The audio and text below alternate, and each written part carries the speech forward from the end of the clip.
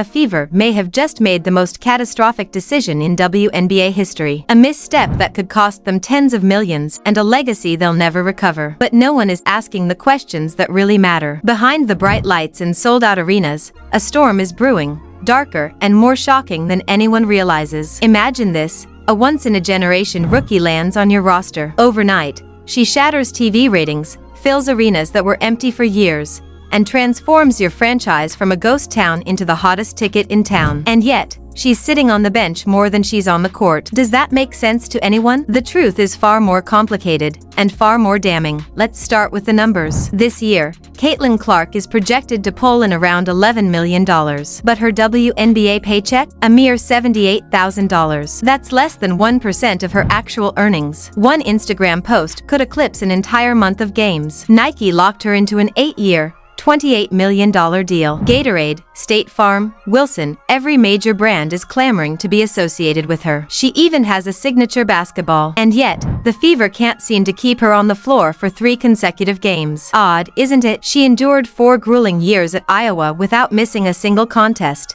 playing through pain and dominating night after night. Suddenly, now, she's sidelined with mysterious groin injuries that appear out of nowhere. Or something far darker at play. When she returned, she hit a 6-game slump, some nights shooting just 4 for 12, struggling under 30%, with 3-point attempts sinking at 14%. But here's what everyone overlooks: even in that slump, she was dishing out over 9 assists per game. Even at her lowest, she was carrying the team forward. And what did she get for it? More minutes on the bench and the off-court drama? It's even more surreal. A 55-year-old stalker, obsessed with her, has been sentenced to prison after sending hundreds of disturbing messages, and even traveling to Indianapolis, convinced they were in a relationship. The threat was so serious that Caitlin had to alter her entire public life just to feel safe. The most shocking part? Even her deranged stalker seemed to care more about her well-being than the Fever's front office ever did. The numbers tell a story even harder to ignore. When Caitlin suits up, resale tickets skyrocket past $1,200. The moment she's out, prices plummet nearly 40%. That's not a market dip, that's a financial earthquake. When she announced she wouldn't play in the All-Star game at home, tickets dropped overnight from $121 to $72. And yet, the Fever leadership acts like it doesn't matter. Then came the new head coach, Stephanie White, the supposed savior. Instead of unleashing Clark's talent, White seems obsessed with control, with reminding everyone who really runs this team. That viral timeout moment last week said it all. In front of everyone, White barked at Caitlin to vacate the coach's seat. The message was crystal clear: rookie, don't get too comfortable. We're in charge here, not you. White talks about long-term health and the big picture, but the real message is unmissable. Clark's rise has made them nervous, maybe even scared. Why else restrict the minutes of a 23-year-old in peak form, especially when she's on fire? Why force a style that stifles the very energy that fills arenas, moves jerseys, and grows the league? It's a constant, glaring reminder: power belongs to them, even if the star outshines everyone else. And here's what they don't see. While Indiana is tangled in petty politics and ego battles, Caitlin is quietly building something that transcends the team. Even as the Fever play their small games, Caitlin Clark is quietly constructing something far greater. An empire that exists completely beyond Indianapolis. She isn't just a star, she is the heartbeat of women's basketball, the player everyone watches, the face everyone remembers. Over 1.2 million fans cast votes for her as All-Star captain, more than any other player in the league. Her endorsements dwarf the payrolls of entire teams. Frankly, she could buy half the WNBA if she wanted. And yet, somehow, the Fever act as if letting her sit on the bench is a gift to her. Here's where it gets even crazier.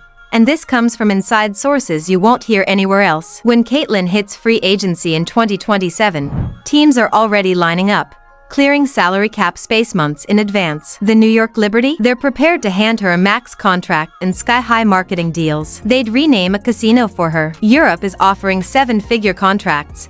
China is dangling deals that could even include partial ownership of a team. And Ice Cube's Big 3 proposal? $5 million, no questions asked. She has more choices than a Vegas buffet. Meanwhile, the Fever act like she should be grateful for scraps. This is the same franchise that once flew on bargain airlines where even water cost extra, now taking private jets, all because of one player. And instead of protecting the person who literally saved their franchise, they're tangled in petty power struggles that make reality TV look tame. Think about it. Caitlyn takes one daring three-pointer, and she's criticized relentlessly. Meanwhile, players who go 2 for 14 get applause for confidence. Veterans who can't hit a basket, they're given free rein every night. Yet the best shooter in franchise history? Told to slow down, sit, watch. Even the referees see it. The double standard is blatant. And here's the number that should terrify the Fever front office.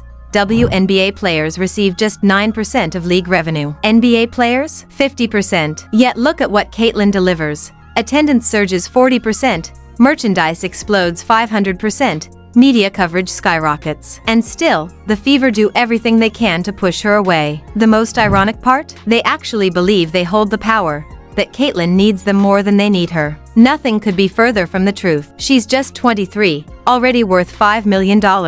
With endorsements that will last her long after she hangs up her jersey. They'd follow her to the ends of the earth, even if she launched a penguin basketball league in Antarctica. And here's the number that should make them shiver. 86% of fans say they'd stop supporting the Fever if Caitlyn left. This isn't loyalty, this isn't fandom. It's a crusade, an army built around her name.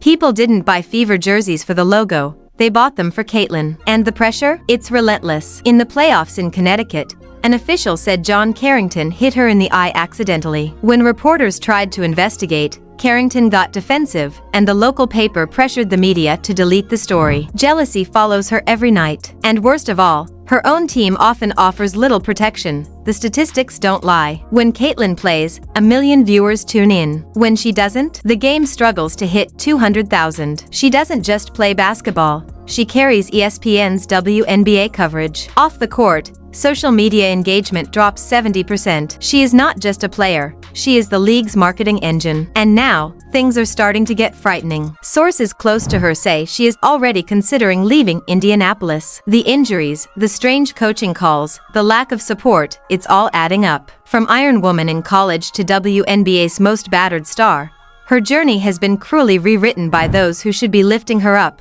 The Fever could fix this tomorrow. Any leader blind to her value doesn't belong in charge. They should build a team around her, give her the keys, let her style dominate, and watch the profits soar. But they won't. In Indianapolis, egos outweigh success. The numbers are stark. Cities that recognize generational talent either build dynasties or cautionary tales. The Fever are careening toward the latter, on the verge of losing the biggest star in women's basketball history. And here's a secret few know.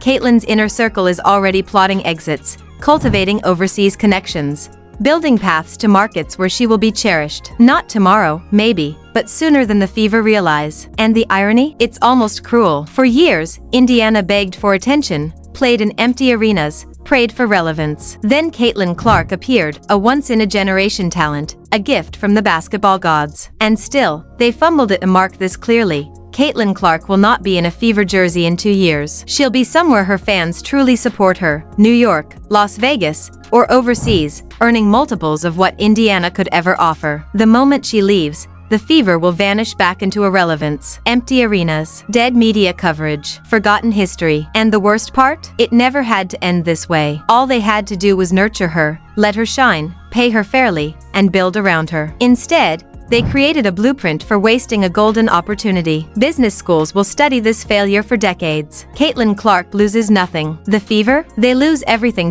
So, tell me, do you think this might be the biggest mistake in WNBA history? Hit like if you agree. Want to see where Caitlyn will go next? Subscribe, comment, and drop your predictions. Where should the Queen of Women's Basketball play when she finally walks away?